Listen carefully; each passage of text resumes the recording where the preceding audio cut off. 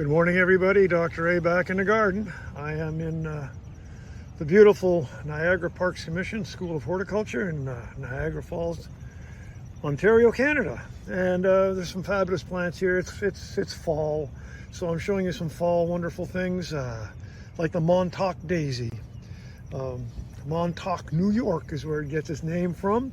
It's actually not native at all. It's wow, we used to call it chrysanthemum, but now it's called Nipponanthemum.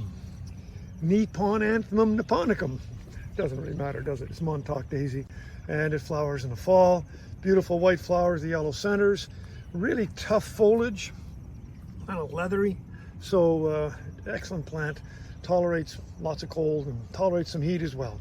Anyway, enjoy the garden. Come see me when I get back to beautiful Athens, Georgia. But right now in Ontario, Canada, I'm having a ball.